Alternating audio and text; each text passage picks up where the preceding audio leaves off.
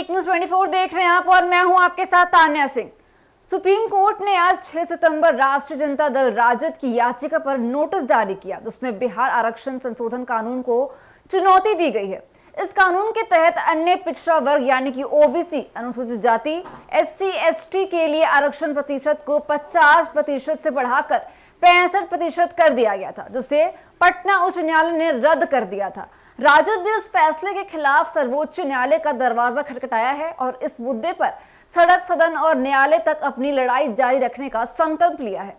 राजद के अनुसार यह मुद्दा केवल कानूनी नहीं बल्कि सामाजिक न्याय का है। वे वंचित और उपेक्षित वर्गों के अधिकारों की रक्षा के लिए हर संभव कदम उठाएंगे।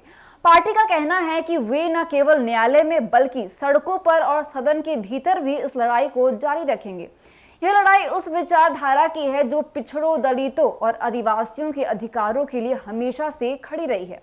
राजद का दावा है कि उनकी पार्टी इन वर्गों के अधिकारों की रक्षा के लिए कोई कसर नहीं छोड़ेंगी और अपनी वैचारिक लड़ाई को आमने सामने से लड़ेंगी। मुख्यमंत्री नीतीश कुमार और उनकी 43 सीटों वाली सरकार पर निशाना साधते हुए राजद ने आरोप लगाया है कि नीतीश कुमार ने आरएसएस और बीजेपी के साथ मिलकर राज्य के पिछड़े और वंचित वर्गों की अनदेखी की है। राजद के अनुसार नीतीश कुमार ने केवल अपने राजनीतिक फायदे के लिए बीजेपी के साथ गठबंधन किया है और आरएसएस की गोद में बैठकर उनके साथ काम कर रहे हैं। इसके परिणाम स्वरूप बिहार के गरीब और पिछड़े वर्गों को उनके अधिकारों से वंचित किया जा रहा है, जो बिहार की 85% ओबीसी आबादी के लिए आवश्यक था।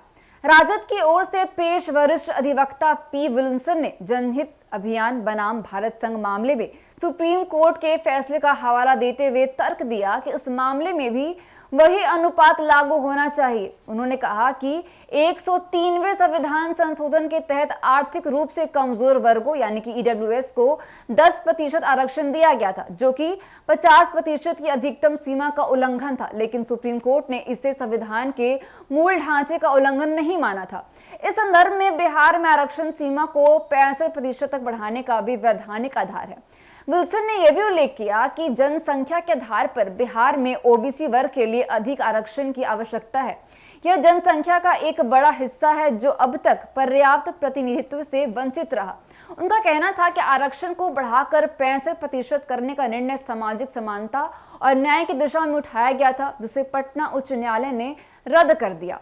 मैं आपको बता दें कि भारत के मुख्य न्यायाधीश डीवाई चंद्रचूड़, न्यायमूर्ति जेबी परदीवाला और न्यायमूर्ति मनोज मिश्रा की पीठ ने मामले की सुनवाई के दौरान कहा कि उन्होंने राजद की याचिका को स्वीकार कर लिया है। उन्होंने यह भी निर्देश दिया कि इस मामले को उच्च न्यायालय के फैसले के खिलाफ दायर अन्य लंबित याचिकाओं के साथ जोड़ा जाएगा। हालांकि सुप्रीम कोर्ट ने तत्काल किसी भी प्रकार का आदेश पारित करने या उच्च न्यायालय के फैसले पर रोक लगाने से इनकार कर दिया है। इसका मतलब है कि फिलहाल उच्च न्यायालय का फैसला लागू रहेगा। भारत के सॉलिसिटर जनरल तुषार मेहता ने इस मुद्दे पर कहा कि वर्तमान में कानून के अनुसार बिहार में सरकारी नौकरियों के लिए साक्षात्कार प्रक्रिया जारी है। उन्होंने अदालत को सूचित किया कि इस कानून के रद्द होने के बावजूद राज्य में रोजगार प्रक्रिया को लेकर कोई बाधा उत्पन्न नहीं हुई है और यह प्रक्रिया नियमानुसार आगे बढ़ रही है। वहीं इस बात में यह मामला सामाजिक और कानूनी स्तर पर महत्वपूर्ण है, क्योंकि यह बिहार में पिछड़े, दलित और आदिवासी वर्गों के आरक्षण और उनके अधिकारों से जुड़ा हुआ है।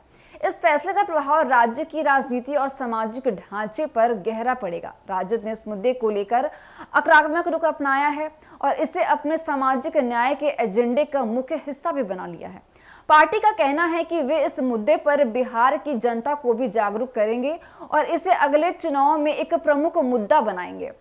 वही अंततः यह देखना महत्वपूर्ण होगा कि सुप्रीम कोर्ट इस मामले में क्या निर्णय लेती है, क्योंकि यह फैसला न केवल कानूनी दृष्टिकोण से बल्कि सामाजिक और राजनीतिक संदर्भ में भी बहुत महत्वपूर्ण है।